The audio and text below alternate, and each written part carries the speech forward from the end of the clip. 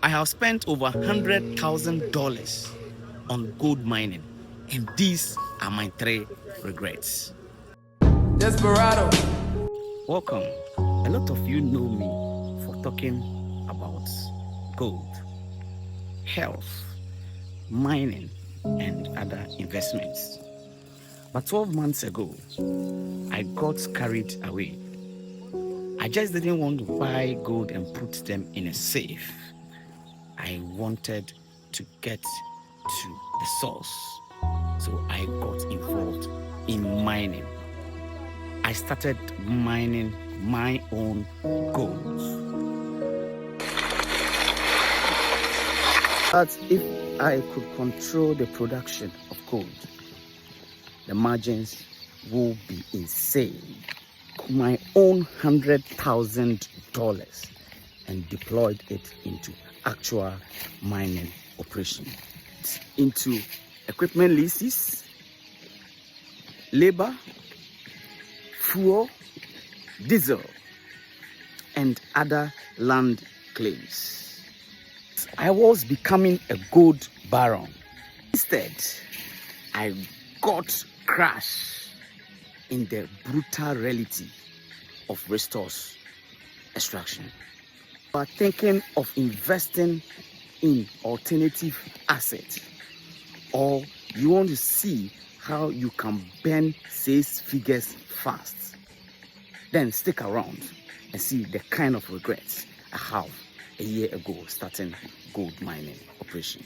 Here are my first regrets. Number 1, the hidden cost iceberg. First regret is underestimating the break and fix cycle. Before I started, I modeled out an Excel spreadsheet where I accounted for the equipment that I was going to need for this operation. Hiring excavators, compressors, plants, gas generators, and all other mining equipment that you can think of. Wash plants, mills, crushers, all went into the Excel spreadsheet. But one thing Excel didn't tell me was that mining equipment break. They break constantly than you can think of. They break when you are farthest away from your mechanic. I figured if we can spend about $5,000 on maintenance for our first quarter, but we spent over a triple of that. When the compressor gets spoiled, especially when you're using air compressors, the separator will just give you headache. You have your excavator getting stuck. Your crushers will get spoiled and all need to be fixed. Boys will call you in the middle of the night that your water pumps have stopped pumping the water and it needs to be fixed. My regret is not about buying those equipment, but my regret is that I needed to have budgeted for more equipment in my contingency because when those equipments get destroyed or they break, you would have to fix them before operations can start. And I remember one day we had to stop operations for about 2-3 days.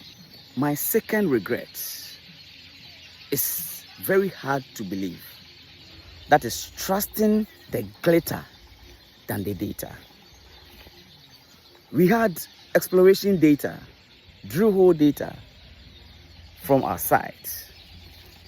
But instead of going strictly by the data we had, we decided to trust the gold that we saw after the excavation of our pits. And we tested our ore. The amount of gold we saw on our pans, we thought, yes, that was the jackpot. Seeing of the gold blind me to the geological data. When you first go to a site, and you know where your ore body is. The next thing is about your digging or excavation. But after our excavation and testing the ore in our pans, the kind of gold we saw in the sand was very promising. But what we saw was just gold that has been concentrated at some level. After mining for some few weeks, the rest of the ground became barren and we needed to dig deeper. So what I want to say is that never trust the glitter, but trust the boring geological exploits and data. My third regret is the liquidity trap. My next regret is that when you put $100,000 into stocks, you can just sell your stock on Monday and have your cash on Tuesday. When you put your money into mining equipment and you are cash stuck, it's difficult for you to sell mining equipment. So you needed to wait till you get the gold out before you can have your money back. So where do I stand today after putting in 100,000 K? We are now profitable, but our profit margins is as thin as a razor.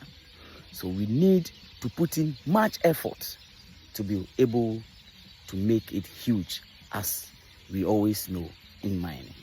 Thank you very much, and we see you in other videos.